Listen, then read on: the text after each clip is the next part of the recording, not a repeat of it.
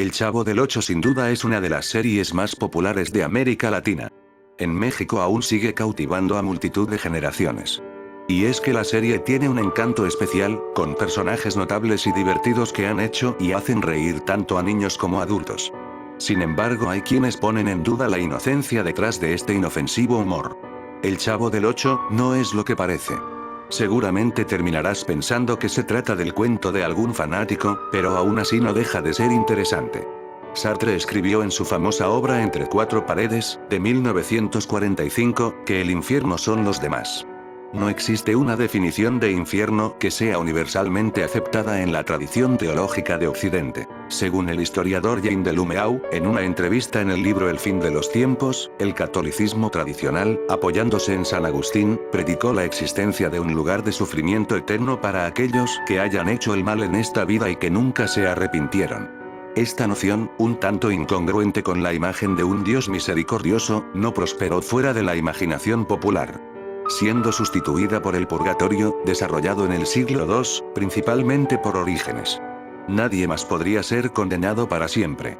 Sin embargo, a excepción de los santos, todo el mundo tenía que pasar un período variable de purificación, con la seguridad de la salvación al final. San Ireneo no estuvo de acuerdo.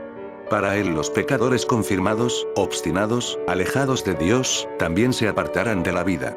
Por lo tanto, después del juicio final, los condenados serían borrados simplemente de la existencia. La controversia continuó por los siglos, con nuevos panelistas: Tomás de Aquino, Lutero y Joaquín de Fiore.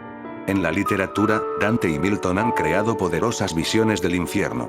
La trilogía de condenados de Sartre, los sadomasoquistas cenobitas de Clive Barker y los pecadores malditos de Roberto Bolaños, son recreaciones contemporáneas inquietantes del infierno. Sí, Roberto Bolaños. Me refiero al actor, escritor y director mexicano Roberto Gómez Bolaños. Conocido casi en la exageración perdonable de Chespirito, o Pequeño Shakespeare de México. Él es el creador de una de las más sutiles, brillantes y temibles representaciones del infierno en cualquiera de las artes. El Chavo del Ocho, el programa de televisión, como enseñó Baudelaire, el mayor truco del diablo es convencernos de que no existe. Podemos concluir que ese mismo diablo no vendrá a presentar a sus dominios a través de estereotipos. La oscuridad, el fuego, tridentes, lava. En el Chavo del Ocho de verdad el infierno son los otros. Bolaños llenó su creación con señales que deben ser decodificadas para revelar su verdadero sentido de automoralizar. La primera y más importante es el título. Originalmente, el programa se llama El Chavo del Ocho, nadie sabe el verdadero nombre del protagonista, que nunca fue pronunciado. Solo se conoce como El Chavo. El nombre en sí es una adaptación brasileña de la palabra chaves, una palabra corrompida de chavo, que significa maldita. Es cierto que un niño, o chavo es aquel que hace maldades. Le trastoca el orden de lo que es moral y socialmente aceptado como correcto. En la interpretación libre, el chavo es un pecador. Por lo tanto, la serie trata de pecados.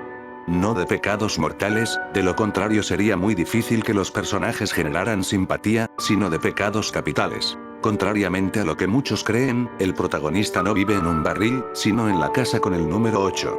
Estando huérfano y sin hogar, fue recogido por una mujer mayor, que nunca fue mostrada, y que tal vez no exista.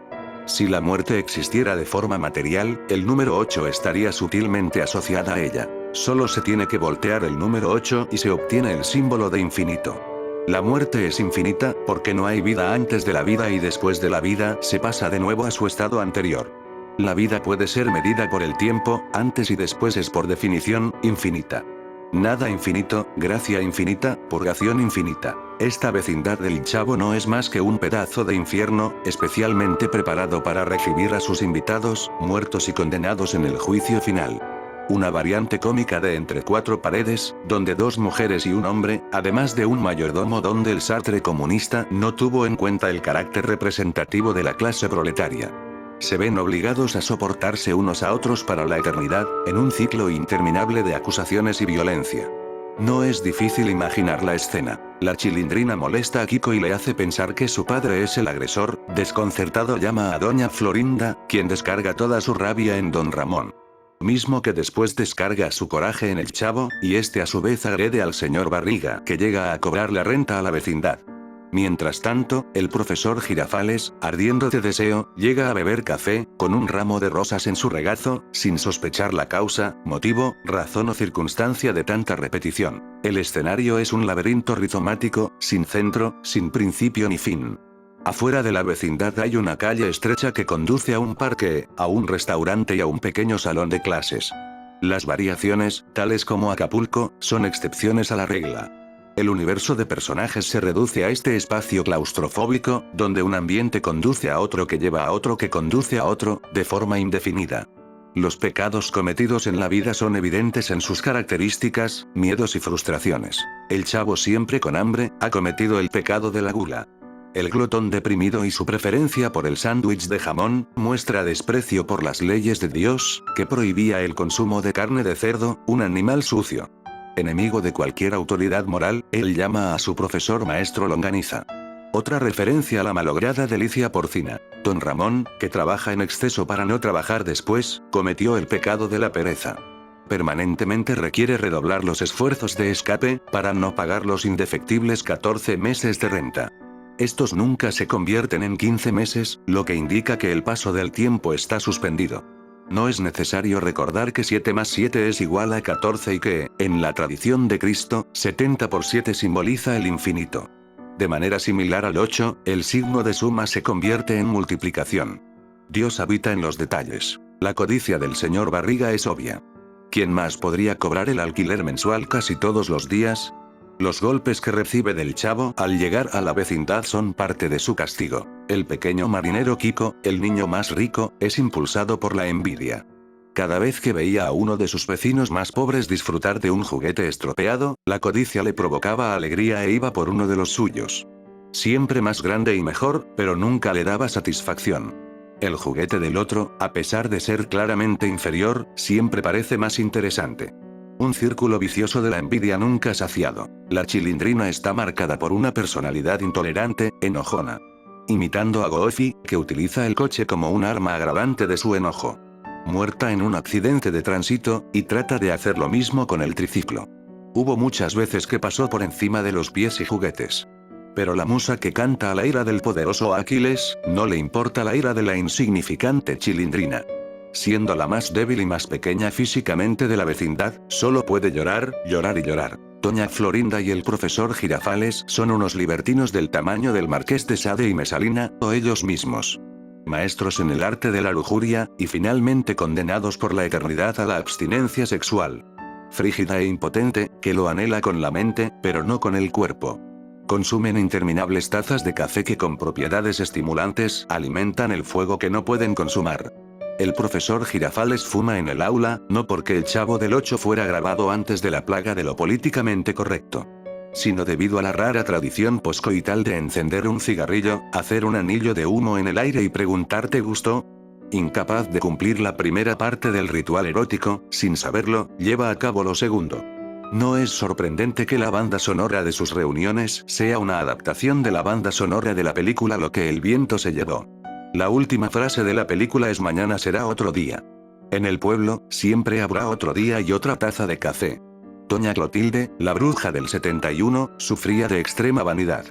El genio de Bolaños tuvo la delicadeza de invitar a la española Angelines Fernández, para interpretar al personaje. Una vez más el signo de una condenación eterna aparece. 71 no es más que 7 más 1 es igual a 8. Doña Clotilde era dueña de una mascota, significativamente llamada Satanás, llama la atención sobre otro elemento importante. La presencia de varios demonios vagando en la vecindad. Se trata de un demonio polimorfo. En algunos episodios Satanás es un gato, y un perro en otros. A diferencia de la paradoja pato-conejo de Jastrow, Wittgenstein y Thomas Kuhn, que servía para el desenvolvimiento de la razón, el gato-perro es una representación de la mística, el perro en persona. En 1589 el teólogo Peter Binsfeld, en el libro Clasificación de demonios de Binsfeld, estableció que cada uno de los 7 pecados capitales tiene un patrón infernal. Es revelador que Lucifer, el nombre con el que muchos llaman a Satanás, genere vanidad. Los otros son la generación de la lujuria Asmodeo, Belcebú la gula, la avaricia Mamón, la pereza Belfegor, Amón la ira y la envidia Leviatán. No nos engañemos, ellos rodean la vecindad constantemente para promover el desorden, el dolor y la tentación. Si el gato perro Lucifero Satanás ayuda a difundir el rumor de que la señora Clotilde es una bruja. Parece obvio que la bella muchacha Patty y su tía Gloria son Belcebú y Belfegor, transformados en súcubos. Demonios de sexo femenino, preparados para atizar el apetito del chavo y despertar a don Ramón de su sillón. A su vez, el galán de las novelas Héctor Bonilla, quien visitó la vecindad, es nada más que Asmodeo en forma de incubo. Demonio de sexo masculino, con la misión de romper la relación de la pareja de libertinos castrados. Ñoño es mamón, instigando a su avaro padre a gastar en exceso.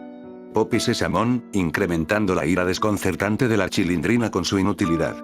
Godínez es Leviatán, avivando la envidia de Kiko, con sus respuestas certeras e involuntarias al maestro Longaniza. Los personajes de poca relevancia, como Doña Nieves, Señor Hurtado, los jugadores de yo-yo, los estudiantes anónimos de la escuela, los clientes del restaurante, el personal del parque, la fiesta de la buena vecindad y otros complementos, son entidades demoníacas más pequeñas, que funcionan para crear la ilusión de normalidad. De hecho, los que frecuentaban la vecindad parecen atrapados de su condición.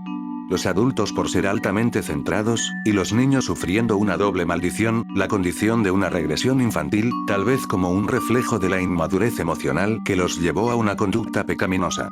Mientras que muchas personas sueñan con tener la experiencia de la madurez en un cuerpo joven, ellos se quedaron con el cuerpo que poseían a la hora de la muerte, pero no con su experiencia. Estas son las sutilezas de la burocracia infernal. Jaimito el cartero, en su papel como portador de mensajes, es el único representante de este lado. Un psíquico que trata de hacer contacto con otra dimensión. Su constante estado de fatiga es el resultado de un esfuerzo sobrehumano necesario para cruzar dimensiones. Prueba de ello es la descripción que da Jaimito de su tierra natal, Tangamandapio. El pueblo que existe en realidad, se encuentra al noroeste del estado mexicano de Michoacán, es una alegoría. Según el cartero, todo en Tangamandapio es colosal. Sería más grande que Nueva York y tenía una población de muchos millones de habitantes. ¿Qué podría ser tan grande? Obviamente, no se refiere a un solo lugar aislado, sino a todo el planeta, la tierra de los vivos. Las cartas que está llevando son psicográficas y la bicicleta que nunca deja es más un amuleto, al estilo de El Origen. Necesario para volver a la realidad. En El Chavo del Ocho, Bolaños, o el Camus azteca, creó su propia versión del mito de Sísifo. El Chavo y compañía están condenados a empujar por una empinada colina todos los días esta piedra enorme que siempre regresa, obligándolos al tormento del eterno retorno. La piedra de Kiko es cuadrada, no rueda, se desliza. Es cómico a pesar de trágico. Atención, suscriptores apasionados de lo sobrenatural. Les presento mi libro Leyendas Urbanas. Misterios que te dejarán sin aliento, ya disponible en Amazon. Encuentra el enlace para comprarlo en la descripción.